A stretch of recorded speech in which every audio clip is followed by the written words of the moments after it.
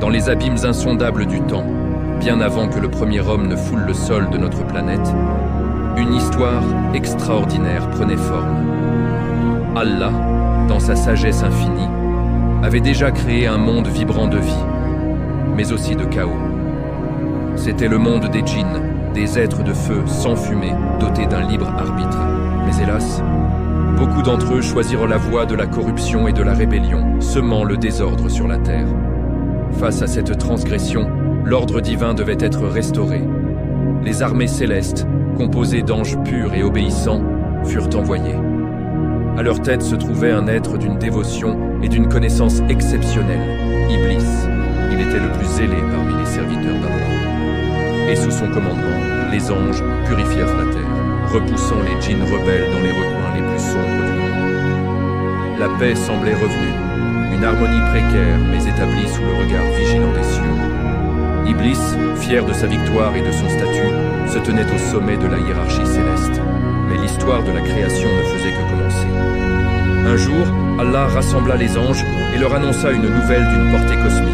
« Je vais établir sur la terre un vicaire, un califat. » Les anges, perplexes, demandèrent « Vas-tu y établir celui qui y sèmera le désordre et y répandra le sang, alors que nous sommes là à te sanctifier et à te glorifier ?»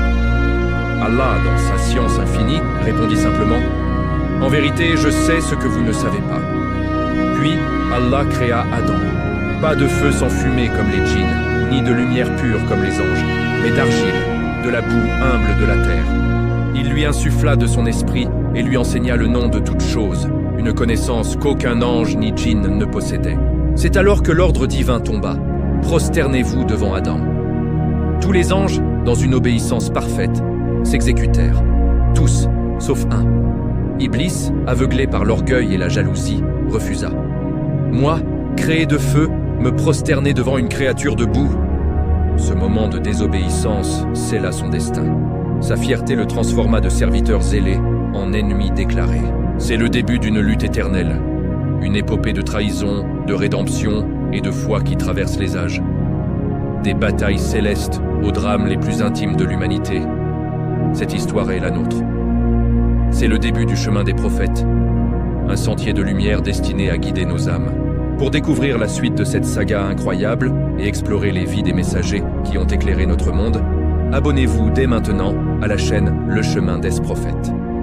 N'oubliez pas de liker cette vidéo pour nous soutenir et activer la cloche pour ne manquer aucun des chapitres à venir. Merci de nous avoir rejoints pour ce voyage au commencement de tout, dans les abysses infinis du cosmos. Bien avant que les premières étoiles ne scintillent, Allah, le Créateur absolu, façonna un royaume caché, la Terre primitive. Ce n'était pas le monde verdoyant que nous connaissons, mais une terre brute, enveloppée de brumes mystiques et balayée par des vents hurlants. C'est là, dans cette immensité sauvage, qu'il insuffla la vie à une race énigmatique, les djinns. Créés de feu sans fumée, ces êtres éthérés possédaient une liberté et une puissance défiant les lois de la matière. Ils pouvaient traverser la roche comme des ombres et chevaucher les tempêtes. Mais ce don immense portait en lui le fardeau de la volonté. Une étincelle qui pouvait soit illuminer, soit tout consumer. Au début, les djinns vivaient en harmonie. Leurs flammes dansaient en symphonie avec la création divine. Ils bâtissaient des cités flottantes dans les cieux, sculptaient des palais de lave au cœur des volcans. Et leurs chants faisaient vibrer les racines même de la terre. Mais, comme une braise qui s'embrase sans contrôle, leur liberté se mua en chaos. La jalousie s'est insinuée parmi eux, l'orgueil a empoisonné leur cœur. Les plus forts opprimaient les faibles, les ambitieux complotaient dans l'ombre. Et bientôt, la terre devint le théâtre de guerres incessantes. Des flammes infernales ravagèrent les plaines, des tempêtes de feu engloutissèrent des continents, et le sang luminescent des djinns souillait les mers primordiales. Allah, dans sa sagesse infinie, observait ce désordre grandir. Parmi ces djinns, un se distinguait, Iblis. D'une beauté terrifiante, forgé dans les flammes les plus pures, il n'était pas un esprit ordinaire. C'était un dévot exemplaire, un prodige qui, par la force de son adoration, s'était élevé à travers les 7 cieux. Ses prières étaient des torrents de feu, ses prosternations faisaient trembler les portails célestes. Allah l'avait même élevé au rang des anges, ces êtres de lumière immaculés. Iblis, avec son essence de feu, se tenait parmi eux, rendu digne par sa piété. Mais dans son cœur, une ambition secrète grandissait. Il rêvait de régner sur cette terre, de devenir le vice-roi de ce monde. Le chaos des djinns atteignit un sommet effroyable. Des armées de flammes s'affrontaient dans des cieux déchirés par la fureur. La terre gémissait sous le poids de leur folie. Alors, Allah, dans sa miséricorde ferme, décida d'intervenir. Il convoqua les anges dans les assemblées célestes et leur ordonna d'une voix qui résonna comme le tonnerre. Descendez sur la terre et mettez fin à cette anarchie. Éliminez les rebelles, ne laissez que les purs survivre. Une armée céleste se prépara alors à descendre pour purifier le monde, ignorant que cette intervention allait déclencher une chaîne d'événements qui changerait à jamais le destin de la création. Iblis, sentant une opportunité de briller, s'avança avec une humilité feinte, ses yeux de braise scintillant d'une lueur calculatrice. « Ô Seigneur des mondes !» implora-t-il, « permets-moi de mener cette mission. Mon feu consumera les impies, et je rétablirai ton ordre. » Allah, connaissant les cœurs mieux que quiconque, accorda sa permission. Ainsi, les anges descendirent comme une pluie de comètes divines. Iblis, à leur tête, déchaîna sa fureur. Des tempêtes de feu balayèrent les rebelles, des lames de lumière transpercèrent les ombres. Des milliers de djinns périrent dans des cris qui ébranlèrent les fondations du monde. La terre, purifiée mais scarifiée, reprit son souffle. Iblis, gonflé d'orgueil, s'imaginait déjà récompensé. Il errait dans les jardins célestes, rêvant de son retour triomphal sur terre. Mais Allah avait d'autres desseins. Dans une révélation qui fit trembler les voûtes du paradis, il annonça aux anges « Je vais créer sur la terre un califat ». Un califat? Pas des djinns, pas de lui. Ces mots allumèrent un feu dévorant dans l'âme d'Iblis. Des siècles d'adoration, d'ascension à travers les cieux, pour être éclipsés par une nouvelle création. La jalousie, ce venin insidieux, s'infiltra en lui. Lui, forgé du feu noble, comment Allah pourrait-il choisir autre chose? Alors que les anges s'inclinaient en soumission, Iblis bouillonnait intérieurement. Allah, dans son atelier céleste, modela alors Adam, le premier homme. De la terre noire et fertile, il sculpta une forme parfaite, une âme destinée à porter la lumière de la foi. Adam s'éveilla dans le paradis, ses yeux s'ouvrant sur un monde de merveilles infinies. Puis, Allah ordonna aux anges « Prosternez-vous devant Adam ». Ce n'était pas un acte d'adoration, mais un hommage à la création élue. Les anges, en un chœur harmonieux, s'inclinèrent. Seul Iblis resta debout, rigide comme une statue. Son refus fut une déflagration silencieuse. « Pourquoi m'inclinerais-je devant cette argile ?» tonna-t-il.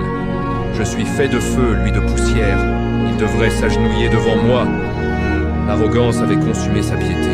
Chassé des cieux, il jura vengeance. « Je les mènerai tous à la perdition. » Adam, inconscient de cette tempête, explorait le paradis avec émerveillement. Allah lui créa une compagne, Hawa. Ensemble, ils vivèrent dans la paix, mais avec un seul avertissement. N'approchez pas de cet arbre unique. Iblis, tapi dans les ombres, observait. Déguisé en serpent, il s'approcha, sa voix mielleuse comme un poison sucré. « Ô Adam, sais-tu pourquoi Allah t'interdit cet arbre? C'est l'arbre de l'éternité, celui qui te donnera un royaume infini. » Les mots s'enroulèrent autour de l'esprit d'Adam, éveillant un doute qu'il n'avait jamais connu. Vont-ils résister ou succomber?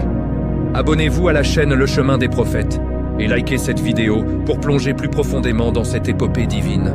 Le chapitre suivant révélera les conséquences fatales. Ne manquez pas la suite. Au cœur des jardins célestes du paradis, où les rivières coulaient comme de l'or liquide, Adam et Hawa vivaient une existence pure et sereine.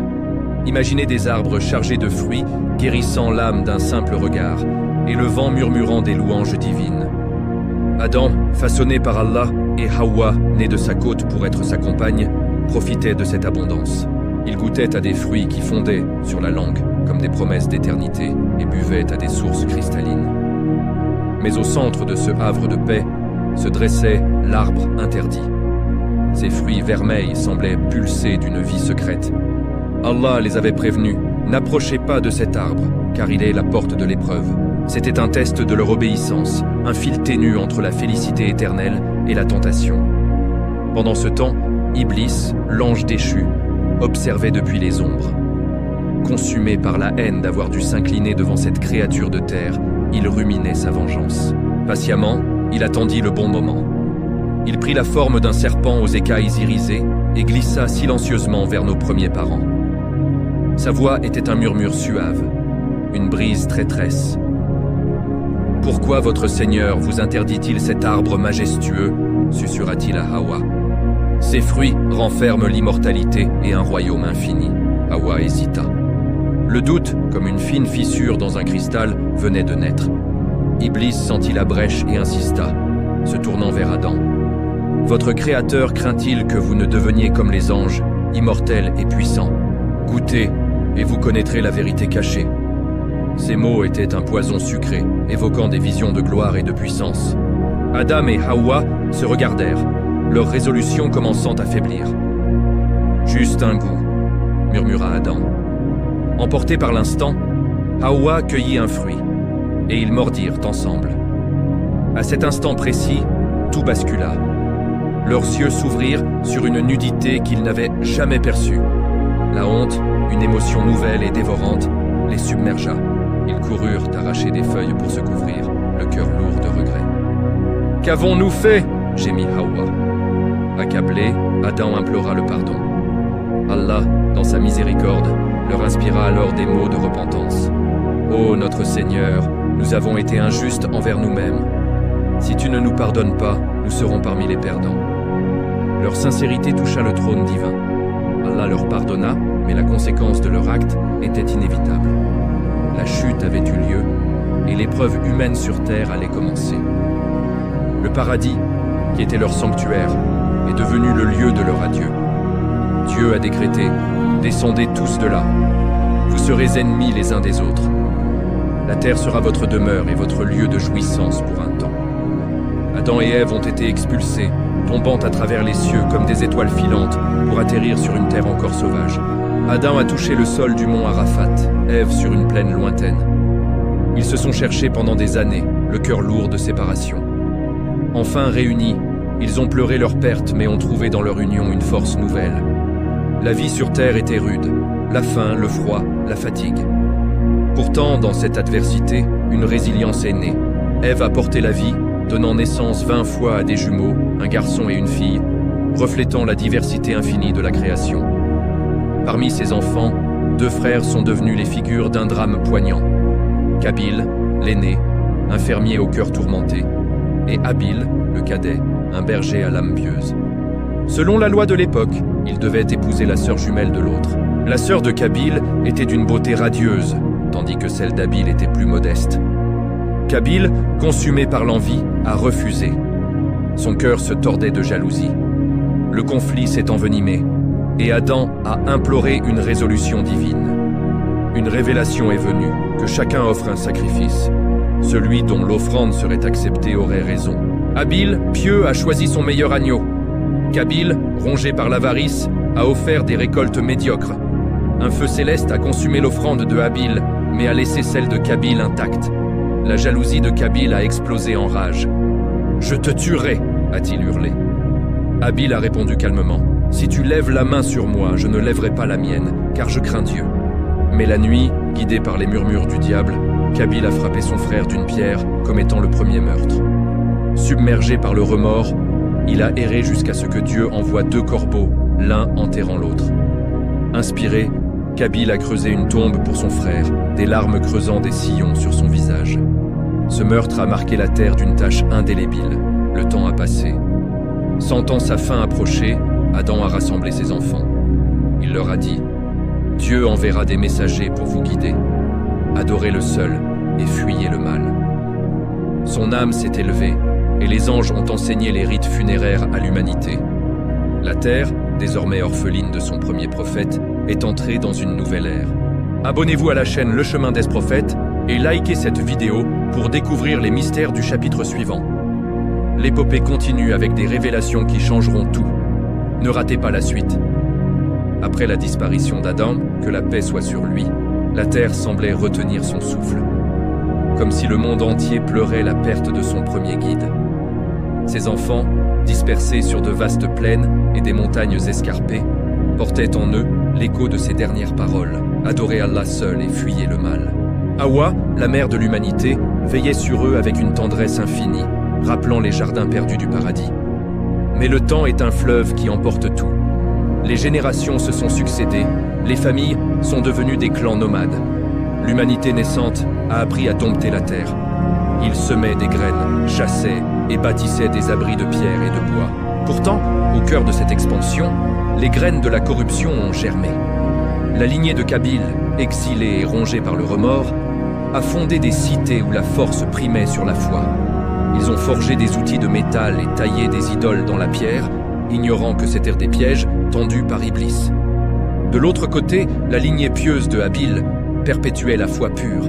Ils élevaient leurs troupeaux sous les étoiles et transmettaient les enseignements d'Adam autour de feux crépitants. Des siècles ont passé et l'humanité a proliféré. Mais avec la prospérité est venu l'oubli. Séduits par la beauté de la création, les hommes ont commencé à vénérer les forces de la nature, le soleil, la lune, le vent. Iblis leur chuchotait. Pourquoi prier un Dieu invisible quand ces merveilles vous entourent? Ainsi sont nées les premières idoles, sculptées avec amour. Des temples rudimentaires se sont élevés, attirant les âmes égarées dans un tourbillon de faux espoirs. Au milieu de cette humanité vacillante, une figure lumineuse a émergé. Idriss, que la paix soit sur lui. Né dans une vallée isolée, il manifestait dès l'enfance une sagesse surnaturelle. Il observait les étoiles, décryptant les mouvements des planètes comme des messages divins. Allah lui a accordé des connaissances prodigieuses. Il a inventé l'écriture pour préserver les enseignements sacrés. Il a maîtrisé l'astronomie et a cousu les premiers vêtements tissés. Idriss devint un guide pour son peuple. « Ô enfants d'Adam !» clamait-il. « Ne vous laissez pas séduire par les illusions. Adorez Allah, le Créateur unique. » Ces paroles touchaient les cœurs, mais la corruption s'infiltrait partout. Des émissaires des cités idolâtres arrivaient avec des cadeaux empoisonnés, promettant richesse et fertilité. Idriss, inflexible, les repoussait, mais la tentation rongeait les plus faibles. La lutte entre la foi et l'oubli ne faisait que commencer. Profitant de cette faiblesse, Iblis inspira un groupe de rebelles à construire une idole en secret, espérant qu'elle leur apporterait la pluie. Mais Idriss, averti par une vision divine, les confronta alors que le ciel grondait. « Ceci est une trahison envers votre Créateur », s'écria-t-il, sa voix plus forte que le tonnerre. Une bataille spirituelle éclata. Un vent furieux balaya l'idole, la réduisant en poussière, tandis qu'Idriss priait avec une telle ferveur que la terre trembla. Enfin la pluie tomba, une pluie pure qui nettoya non seulement la terre, mais aussi les âmes égarées. Allah éleva alors Idriss au rang de prophète. Il lui enseigna les secrets de la vie, de la mort et des cieux. Idriss voyagea, guérissant les malades par la foi et enseignant l'astronomie aux nomades pour qu'ils trouvent leur chemin dans le désert. Mais Iblis, fou de jalousie, ne renonça pas. Il envoya des illusions et des faux rêves, promettant l'immortalité à travers des idoles. Pour contrer ce mal, Idriss organisait de longues veillées de prière sous les étoiles. Les chants de son peuple s'élevaient comme un bouclier protecteur. Une nuit, une comète fendit le ciel, un signe divin de son départ imminent. À l'âge de 365 ans, Idriss sentit l'appel des cieux. Il rassembla son peuple une dernière fois, le cœur lourd. « Je pars, mais mon message reste. Adorez Allah seul, et il vous guidera à travers les tempêtes de la vie. » Des larmes coulèrent, mêlant tristesse et espoir. Allah envoya l'ange de la mort, non pas pour lui prendre la vie, mais pour l'élever vivant jusqu'au 4e ciel, un honneur éternel. Son départ laissa un vide immense, mais son héritage éclaira le chemin des croyants. Malheureusement, après son ascension, l'oubli s'installa rapidement. Les idoles refirent surface, les clans se déchirèrent dans des guerres fratricides. La corruption rongea la société. L'avidité, la luxure et la violence devinrent la norme. Iblis se réjouissait de voir l'humanité sombrer. Mais dans son plan parfait, Allah préparait déjà un nouveau messager. C'est dans cette ère de ténèbres que naquit Nu, dont le regard portait déjà la promesse d'un déluge purificateur. La Terre attendait une nouvelle intervention divine. Abonnez-vous à la chaîne Le Chemin des Prophètes et likez cette vidéo pour être transporté dans les abysses du chapitre suivant. Des révélations émouvantes et des batailles épiques vous attendent. Ne manquez pas la suite. Dans les ombres d'une humanité perdue, où les idoles de pierre avaient remplacé l'adoration d'un seul Dieu, naquit un homme destiné à défier les ténèbres. Nu, le prophète du déluge. Les siècles avaient passé et la corruption s'était répandue comme une maladie. Les descendants d'Adam, autrefois unis, étaient désormais divisés, bâtissant des cités aux murs immenses, irriguées par des fleuves majestueux comme le Tigre et l'Euphrate. Ces villes prospères, pleines de marchés animés, cachaient un mal profond. Séduits par les murmures du diable, les hommes vénéraient des divinités qu'ils avaient eux-mêmes fabriquées. Wad, le dieu de la force, Suwa, la déesse de la fertilité, Yagut, le lion protecteur, et bien d'autres. Ces idoles recevaient des offrandes sanglantes, parfois même des sacrifices humains, souillant la terre d'un rouge accusateur. C'est au milieu de ce chaos que Nu grandit. Dès son enfance, il manifestait une sagesse surprenante. Ses yeux profonds semblaient percer le voile de l'hypocrisie. Plutôt que d'apprendre le commerce ou le maniement de l'épée, il méditait seul, se demandant comment l'humanité avait pu oublier son Créateur. Voyant la pureté de son cœur, Allah lui confia une mission. « Ô Nu, sois mon messager, appelle ton peuple à m'adorer seul et avertis-les du châtiment qui les attend. » Armé de cette révélation, Nour se rendit dans les cités corrompues. Sa voix puissante résonnait sur les places publiques. « Ô mon peuple, clamait-il, abandonnez ces idoles inutiles, adorez Allah qui a créé les cieux et la terre, qui fait descendre la pluie et qui tient vos âmes entre ses mains. » Ces mots touchèrent le cœur des plus faibles et des opprimés. Quelques-uns se convertirent, formant un petit groupe de fidèles qui se réunissaient en secret pour prier. Parmi eux se trouvait sa femme pieuse et ses fils, Sem, Ham et Japheth. Mais la majorité, endurcie par l'orgueil, se moquait de lui. Les nobles le traitaient de fou, un simple charpentier qui voulait détruire leur tradition. Les prêtres des idoles, jaloux, l'accusaient de blasphème. Nu persévéra pourtant, prêchant jour et nuit pendant 950 ans. Une longévité divine qui le vit traverser des générations entières. Chaque rejet était une blessure, mais il ne perdait jamais espoir, priant en secret. « Ô mon Seigneur, ne laisse pas mon peuple dans les ténèbres. » Son cœur saignait pour eux, mais leur entêtement allait bientôt sceller leur destin. Au fil des siècles, la corruption avait atteint des sommets effroyables. Les hommes commettaient les pires injustices. Les forts écrasèrent les faibles, arrachant les terres des paysans pour agrandir leurs domaines. La luxure régnait dans des fêtes orgiaques où le vin coulait à flots. Pire encore, des enfants étaient sacrifiés sur les autels pour apaiser des dieux imaginaires, leurs cris étouffés par le son des tambours. Nu, témoin de ces horreurs, reçut alors une révélation qui allait tout changer.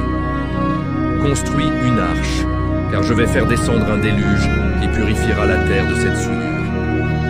Stupéfait mais obéissant, Nu se mit au travail dans une vallée aride, loin des regards moqueurs. Avec ses fidèles, il abattit des arbres centenaires, tailla des planches massives et assembla une structure colossale. Une arche de 3 étages, immense, enduite de poids pour défier les eaux. Sous le soleil impitoyable, chaque clou enfoncé était une prière. Les mécréants, en apprenant la nouvelle, accoururent pour se moquer. « Regardez ce vieux fou qui construit un bateau dans le désert !» riait-il. « Où est l'eau, Nu ? Ton Dieu nous enverra-t-il des nuages de sable ?» Avec une patience infinie, Nu leur répondait « Le châtiment viendra quand vous vous y attendrez le moins. Repentez-vous avant qu'il ne soit trop tard. » Mais ils ne faisait que rire davantage. Même sa propre famille fut éprouvée. L'un de ses fils, Canaan, séduit par les plaisirs du monde, rejeta la foi. Enfin, le jour fatidique arriva. Allah ordonna « Embarque dans l'arche avec ta famille pieuse, un couple de chaque espèce animale, et les provisions. » Miraculeusement dociles, les animaux montèrent à bord, lions, gazelles, oiseaux.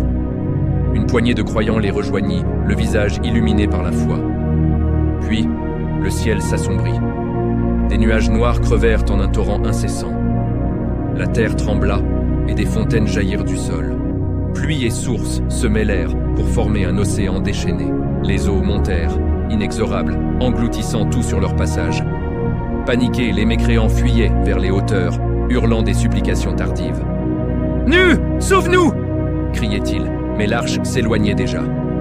Parmi eux, son fils Canaan s'accrocha à une montagne. « Viens, mon fils, il n'y a de salut qu'en Allah », l'implora Nour. Mais Canaan, aveuglé par l'orgueil, répondit « Je me réfugie sur cette cime. » Une vague monstrueuse l'emporta. Le cœur brisé, Nu pria son Seigneur, qui lui répondit « Il n'est pas de ta famille pieuse, ne me demande pas ce dont tu n'as pas connaissance. » L'arche flotta pendant des mois sur cet océan primordial, un îlot de vie au milieu de la mort.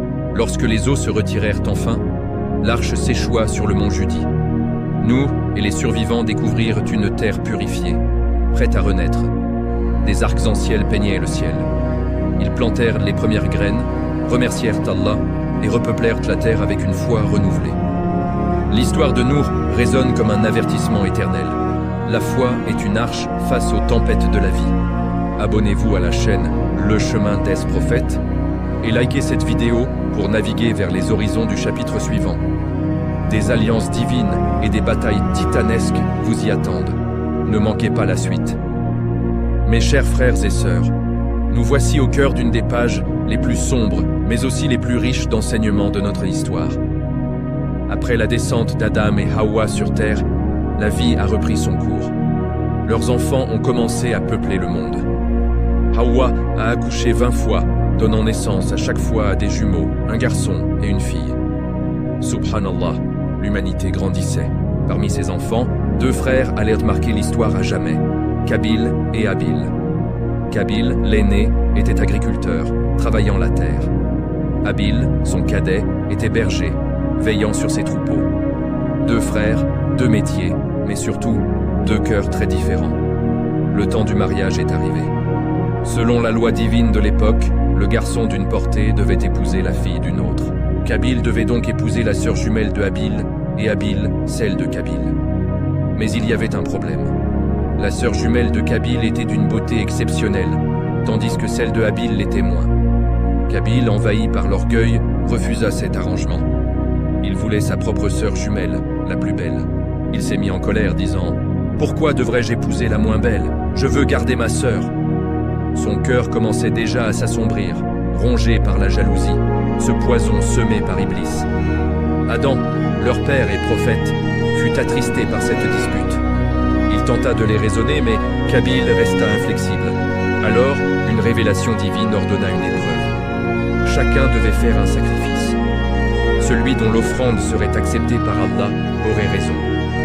Kabil, l'agriculteur, choisit le pire de ses récoltes, des épis abîmés, des fruits gâtés.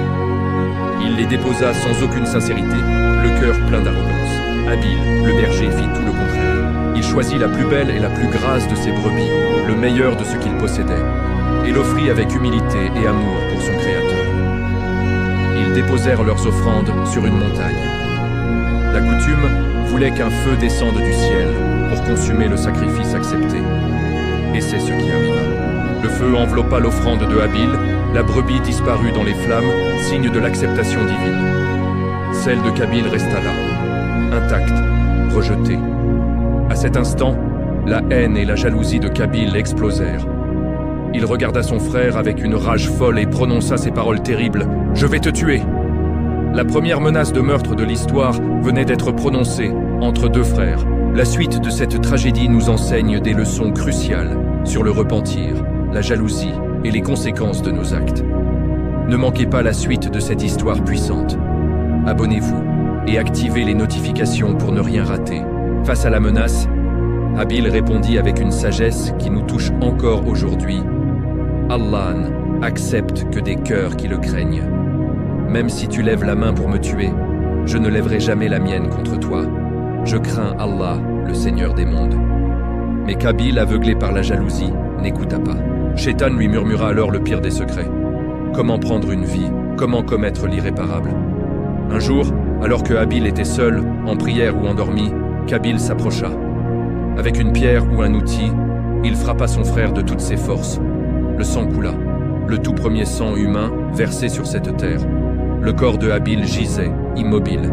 La réalité frappa Qabil comme la foudre. Il venait de tuer son propre frère. Un regret immense, déchirant, l'envahit. Mais il était trop tard. Shaitan, l'instigateur, s'était déjà enfui, le laissant seul face à son crime. Que faire de ce corps? Qabil ne le savait pas. Il errait, perdu, hanté, le corps commençant à se décomposer. L'humanité n'avait jamais connu une telle fin. Alors Allah, dans sa miséricorde infinie, envoya un signe. 2 corbeaux apparurent et se battirent. L'un tua l'autre. Puis, le survivant creusa un trou avec son bec et ses pattes, et y enterra son congénère. Qabil, observant la scène, s'écria « Malheur à moi! Suis-je donc incapable de faire comme ce corbeau et d'enterrer mon frère ?» Il creusa alors la toute première tombe de l'histoire humaine, y déposa le corps de Habil et pleura amèrement. Mais son regret n'était pas un repentir sincère. Consumé par l'orgueil, il s'éloigna pour toujours de sa famille, portant le fardeau éternel du premier meurtre. Lorsque le prophète Adam lui demanda où était Habil, Qabil répondit avec insolence « Suis-je son gardien ?» Allah révéla alors la terrible vérité à Adam, qui pleura son fils Habil pendant 40 jours et 40 nuits. Cette histoire tragique nous rappelle comment la jalousie et l'orgueil peuvent détruire les familles, et comment l'obéissance à Shaitan mène à la ruine. Mais elle illumine aussi la piété de Habil, qui, même face à la mort, a choisi la crainte d'Allah. Si ce récit a touché votre cœur, abonnez-vous à notre chaîne pour ne manquer aucun épisode de cette série qui change les vies. Activez la cloche, laissez un like pour que ce rappel se propage et partagez-le. Le prochain chapitre sera encore plus intense. Dites-moi dans les commentaires si vous êtes prêts. Qu'Allah vous bénisse. Après la terrible tragédie du meurtre de Habil par son frère Qabil, une immense douleur s'est abattue sur la première famille de l'humanité. Le prophète Adam, que la paix soit sur lui, portait une tristesse infinie. Les années ont passé, et la vieillesse a commencé à marquer son corps. Un jour, une grave maladie le frappa, l'affaiblissant considérablement. Alité mais le cœur toujours tourné vers Allah, il ressentit une profonde nostalgie pour les fruits du paradis. Il fit alors une invocation sincère. « Ô Allah, accorde-moi, si tu le permets, un de ces fruits. » Allah, dans sa grande miséricorde, entendit sa prière. Il inspira à Adam qu'une réponse l'attendait à un endroit précis. Trop faible pour s'y rendre lui-même, il envoya ses enfants. Arrivés sur les lieux, ils furent saisis de stupeur. Des anges vêtus de blanc se tenaient là, avec des outils inconnus, une pioche, une pelle. L'un des anges leur dit d'une voix solennelle « Retournez auprès de votre père, son heure est venue. » Terrifiés, les enfants coururent prévenir leur mère, Hawa. Lorsque les anges arrivèrent, elle reconnut l'ange de la mort et tenta de protéger son mari. Mais Adam, avec une sérénité touchante, la calma. « Ô Hawa, écarte-toi. Laisse l'ange accomplir sa mission. Ce qu'Allah décrète est toujours bon. » Il n'avait aucune crainte, sachant qu'il retournait vers son Créateur. Rassemblant tous ses enfants autour de lui, Adam leur livra son dernier conseil, un testament pour toute l'humanité. « Ô mes enfants, Allah ne vous abandonnera jamais. Il vous enverra des messagers. Leur message sera toujours le même. Adorez Allah seul, sans rien lui associer. Obéissez-lui et méfiez-vous de Shaitan, votre ennemi juré. Le plus grand péché est le shirk, l'association. Évitez-le à tout prix. Soyez unis, aimez-vous les uns les autres et craignez Allah. » Son âme fut alors reprise en douceur. Les anges lavèrent son corps, l'enveloppèrent dans un linceul et creusèrent la toute première tombe de l'histoire humaine. Ils enseignèrent à ses enfants les rites funéraires, une miséricorde d'Allah pour honorer nos défunts. Ainsi s'est achevée la vie terrestre du premier homme et premier prophète, laissant derrière lui une guidance qui illumine encore notre chemin aujourd'hui. Merci d'avoir regardé. N'oubliez pas de vous abonner pour ne pas manquer la suite de cette série fascinante. Les enfants pleuraient. Leurs larmes coulaient comme des rivières. Adam, que la paix soit sur lui, les regarda une dernière fois avec une immense tendresse. Puis il ferma les yeux. L'ange de la mort prit son âme pure. Le premier homme quitta ce monde. Subhanallah. Imaginez la scène, le silence qui a dû suivre, les sanglots de Hawa, que la paix soit sur elle. Les enfants, rassemblés autour du corps de leur père, le prophète d'Allah. Mais Allah, dans sa sagesse infinie, ne les laissa pas dans l'ignorance. Les anges descendirent et prirent les choses en main. Ils emmenèrent les enfants un peu plus loin et commencèrent à enseigner à l'humanité comment honorer ses morts. Ils lavèrent le corps d'Adam avec soin et respect, utilisant de l'eau pure 3 fois, 5 fois, comme nous le faisons encore aujourd'hui. Ils l'enveloppèrent dans un linceul blanc, parfumant le tissu d'odeur venu du paradis. Puis, ils creusèrent une tombe profonde, avec une niche latérale, le lad, pour protéger le corps. Une fois la tombe prête, les anges accomplirent la toute première prière funéraire, la Salat al-Janaza de l'histoire. Ils se mirent en rang et prièrent pour Adam. Enfin, ils déposèrent doucement son corps dans la tombe, le tournant sur le côté droit, face à la Qibla, et recouvrirent la tombe de terre. Quand tout fut terminé, les anges se tournèrent vers les enfants d'Adam et leur dirent ces paroles historiques. « Voilà la sunna que vous devrez suivre pour chaque défunt parmi vous. Lavez-les ainsi, enveloppez-les ainsi, priez sur eux ainsi, et enterrez-les ainsi. C'est l'ordre d'Allah. » C'est comme ça que l'humanité a appris, directement des anges, les rites funéraires que nous pratiquons encore aujourd'hui, des milliers d'années plus tard. Frères et sœurs, cette scène nous brise le cœur. Adam, celui qui a marché dans le paradis, qui a entendu la voix d'Allah devant qui les anges se sont prosternés, est parti. Mais il a laissé derrière lui le plus bel héritage, la foi pure, le tawhid et l'espoir que les prophètes continueraient à guider ses descendants. Et nous sommes ses descendants. Nous portons en nous le sang d'Adam. Ses larmes sont nos larmes. Son repentir est notre modèle. Qu'Allah nous fasse mourir sur la même foi qu'Adam et nous réunisse avec lui au paradis. Si ce chapitre vous a fait pleurer, si vous avez senti votre cœur trembler, c'est le signe que votre âme est encore vivante. Abonnez-vous à notre chaîne pour continuer ce voyage émouvant à travers l'histoire des prophètes. Activez la cloche pour ne jamais rater un chapitre. Likez cette vidéo de tout votre cœur pour que ce rappel touche des millions de personnes et partagez-la avec ceux que vous aimez.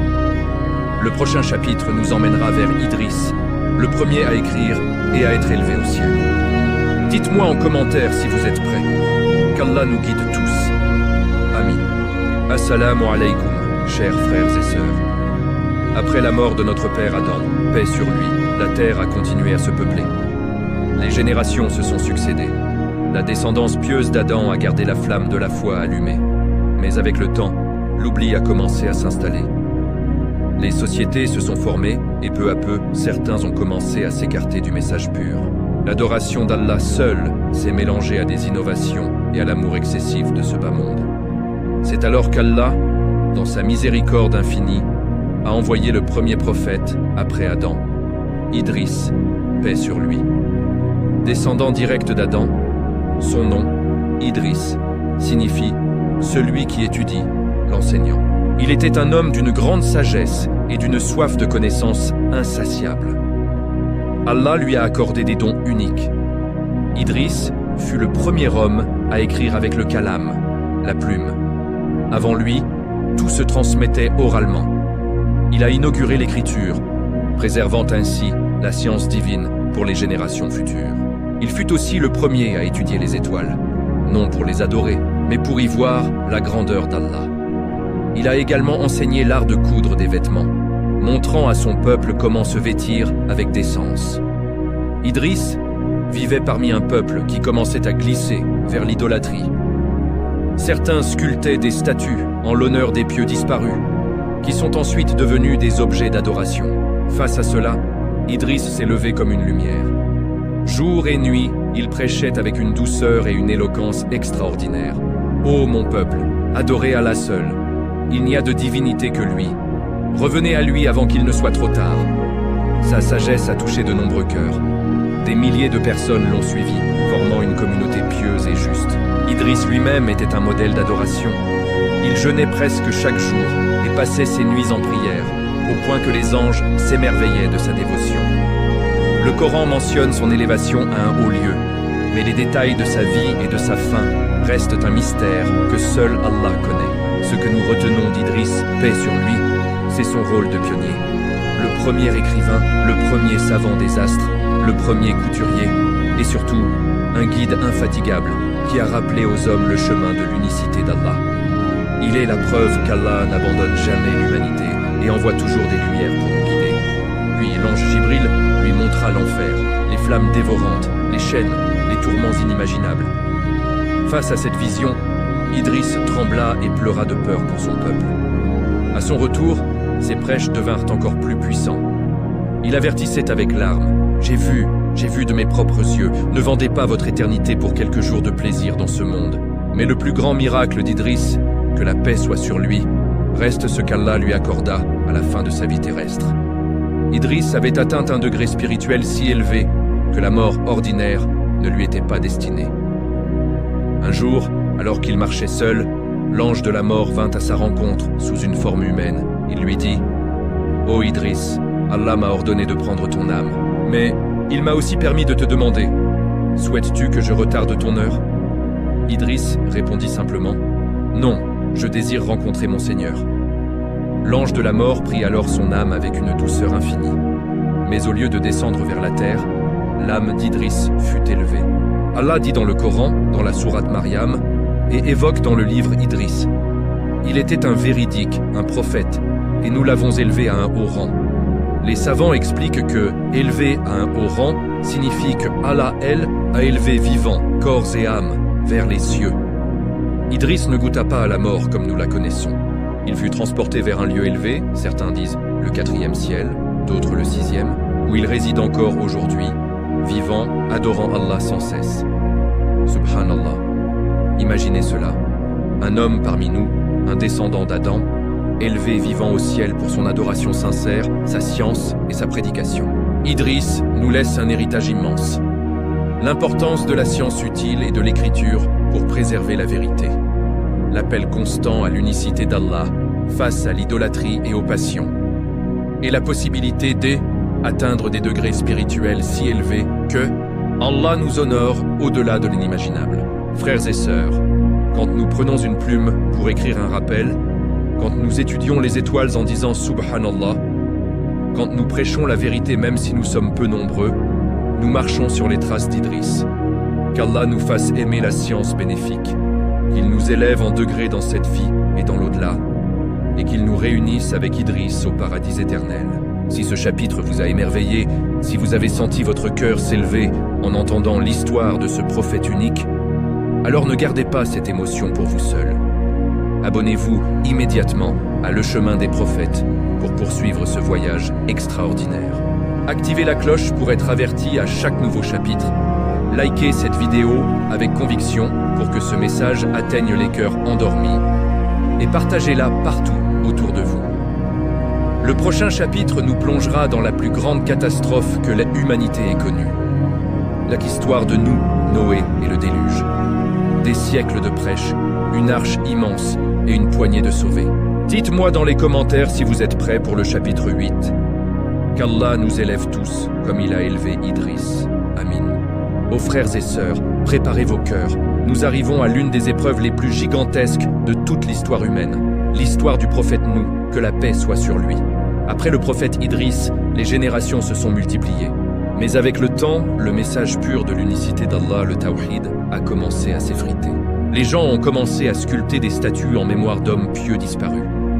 Puis, sous l'influence de Shaitan, ils se sont mis à les adorer. L'idolâtrie, le plus grand des péchés, envahit les cœurs et devint la norme. L'injustice et l'oppression régnaient. Les gens vivaient pour ce bas monde, oubliant totalement leur Créateur. Allah, dans sa miséricorde infinie, ne pouvait laisser son message disparaître. Il a donc choisi un homme d'une droiture exceptionnelle. Nouh était un homme simple, humble, au cœur immense, vivant parmi son peuple et voyant jour après jour leur égarement. Un jour, Allah lui révéla sa mission prophétique. Nouh avait alors une 50aine d'années et il allait prêcher pendant 950 ans. 9 siècles et demi. Imaginez l'endurance, la patience, la foi inébranlable que cela représente. Jour et nuit, sous le soleil brûlant et la pluie torrentielle, dans les marchés, dans les maisons, Nouh criait: « Ô mon peuple, adorez Allah seul, vous n'avez pas d'autre divinité que lui. Je crains pour vous le châtiment d'un jour terrible. Il les appelait en secret et en public, avec douceur et fermeté, les larmes aux yeux, le cœur brisé de les voir courir à leur perte. Mais la réponse de son peuple fut terrible. Les notables, les chefs arrogants, se moquaient. Nous ne voyons en toi qu'un homme comme nous, et seuls les plus vils d'entre nous te suivent, les pauvres, les faibles. Nous pensons que tu es un menteur. Ils le traitaient de fou, de possédé. Ils se bouchèrent les oreilles quand il parlait, année après année, décennie après décennie, siècle après siècle. Nous continua. Il ne se découragea jamais, suppliant Allah dans ses prières nocturnes. « Ô mon Seigneur, je les ai appelés nuit et jour, mais mon appel n'a fait qu'accroître leur fuite. » Après ces 950 ans de prêche, le nombre de croyants était minuscule. Certaines sources disent moins de 80 personnes, d'autres encore moins. Une patience et une persévérance qui dépassent notre entendement. N'oubliez pas de vous abonner pour ne pas manquer la suite. Imaginez la douleur d'un père, d'un prophète. Sa propre femme et l'un de ses fils refusent de croire. Après 950 ans d'une patience infinie, Allah révèle à nous que la paix soit sur lui, cette terrible nouvelle. Aucun de ton peuple ne croira plus, sauf ceux qui ont déjà cru. Ne te chagrine donc plus. Et Allah ordonna le déluge. Nous se mit alors à construire l'arche, une immense embarcation faite de planches et de clous, suivant les instructions divines. Son peuple se moquait de lui. « Tu es devenu charpentier maintenant? Tu construis un bateau au milieu du désert? Tu es vraiment fou. » Mais nous, répondait calmement, « Si vous vous moquez de nous aujourd'hui, nous nous moquerons de vous demain. Vous saurez bientôt à qui viendra un châtiment qui l'humiliera. » Puis vint le jour terrible.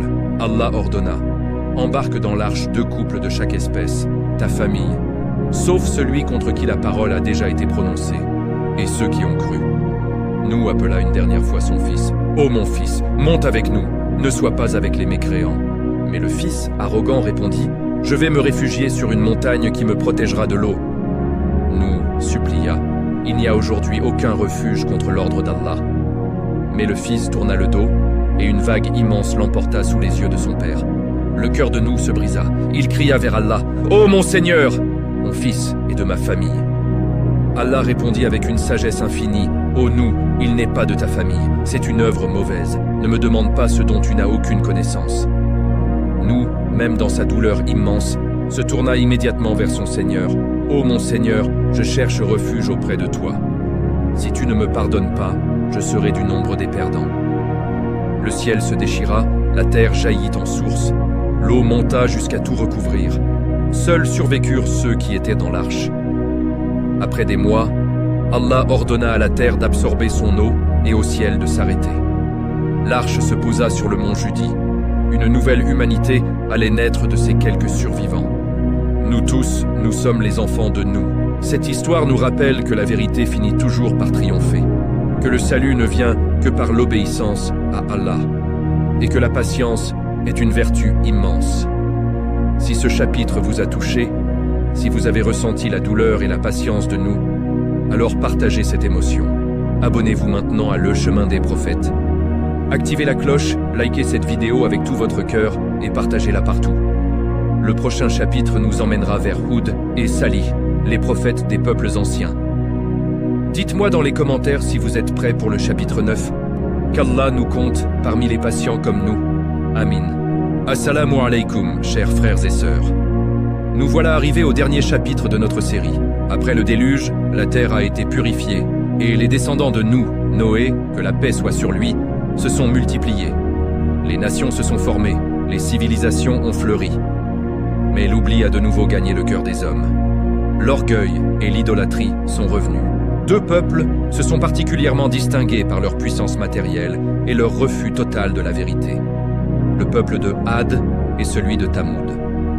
C'est à eux qu'Allah, dans sa miséricorde, envoya 2 prophètes extraordinaires, Houd et Salih, que la paix soit sur eux. Commençons par Houd. Son peuple, les Had, vivait dans la région d'Al-Ahqaf, entre le Yémen et Oman. Ils étaient connus pour leur force colossale, de véritables géants. Ils construisaient des palais somptueux sur les montagnes, avec des colonnes immenses, comme pour défier le ciel lui-même. Leur devise était « Qui est plus fort que nous ?» Ils adoraient des idoles, vivaient dans l'opulence et opprimèrent les faibles. Allah choisit alors parmi eux un homme noble et sage, Houd, que la paix soit sur lui. Il était l'un des leurs et il les a appelés pendant des années, avec patience. Ô mon peuple, adorez Allah seul. Vous n'avez pas d'autre divinité que lui. Ne craignez-vous pas son châtiment? Il leur reprochait de construire des monuments pour se distraire et de se comporter en tyran. Mais ils répondirent avec mépris. Ô Houd, nous n'abandonnerons pas nos dieux sur ta simple parole. Nous pensons juste qu'un de nos dieux t'a rendu fou. Houd, avec une foi inébranlable, déclara « Je prends Allah à témoin que je désavoue ce que vous lui associez. Complotez donc tous contre moi. Je place ma confiance en Allah, mon Seigneur, et le vôtre. » Les années passèrent, et leur moquerie continua.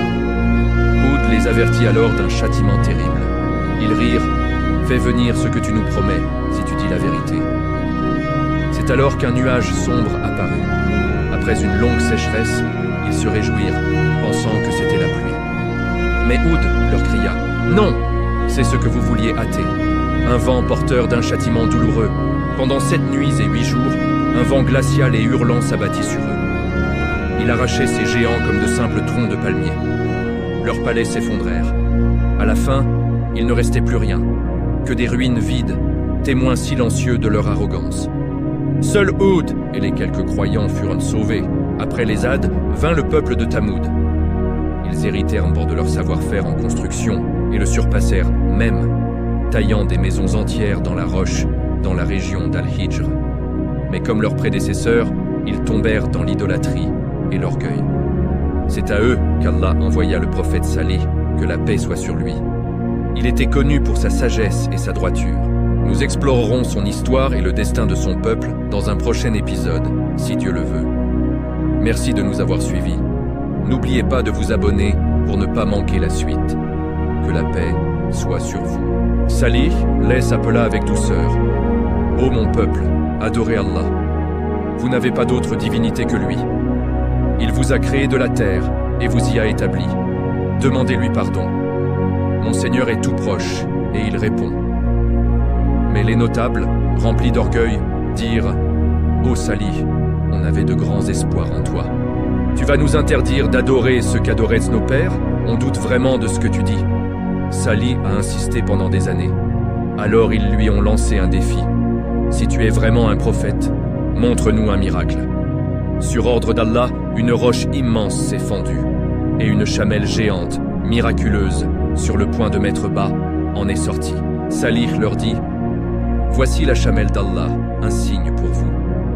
Laissez-la paître sur sa terre, ne lui faites aucun mal, sinon un châtiment terrible vous frappera. Elle boira un jour, et vous un autre jour. » Le peuple accepta d'abord, mais leur arrogance revint. 9 chefs mécréants ont comploté et ont tué la chamelle, la massacrant cruellement. Le cœur brisé, Salih les avertit. « Profitez de vos maisons pendant encore 3 jours. C'est une promesse qui se réalisera. » 3 jours passèrent. Le premier jour, leurs visages devinrent jaunes. Le deuxième, rouge. Le troisième, noir. À l'aube du 4e jour, un cri terrible descendit du ciel avec un tremblement de terre effroyable. En un instant, tout le peuple de Tamoud fut foudroyé. Ils sont tombés morts dans leur luxueuse maison, comme s'ils n'avaient jamais existé. Salih et les croyants furent sauvés. Regardant les ruines, il dit en larmes « Ô mon peuple, je vous ai transmis le message de mon Seigneur et je vous ai conseillé, mais vous n'aimez pas les conseillers sincères. » Frères et sœurs, les histoires de Houd et Salih nous secouent. 2 prophètes, seuls face à des nations puissantes, riches, mais aveuglées par l'arrogance. Elles nous enseignent que ni la force, ni la richesse, ni la technologie ne protègent du châtiment d'Allah. L'orgueil est un poison qui détruit les civilisations. Aujourd'hui, quand on voit des nations puissantes défier Allah, souvenons-nous de Ad et Tamoud. Leurs ruines sont toujours là, pour ceux qui réfléchissent. Ainsi se termine cette série. Du refus d'Iblis jusqu'aux nations détruites, nous avons voyagé à travers les origines de l'humanité. Si ces récits ont transformé vos cœurs, ne serait-ce qu'un peu. Alors merci à Allah qui nous a permis de vivre ces moments ensemble. Abonnez-vous à Le Chemin des Prophètes si ce n'est pas déjà fait. Activez la cloche, likez cette vidéo de tout votre cœur et surtout, partagez cette série entière autour de vous. Un seul partage peut sauver une âme. Qu'Allah accepte ce travail et nous guide tous. À très bientôt pour de nouvelles séries, Inch'Allah.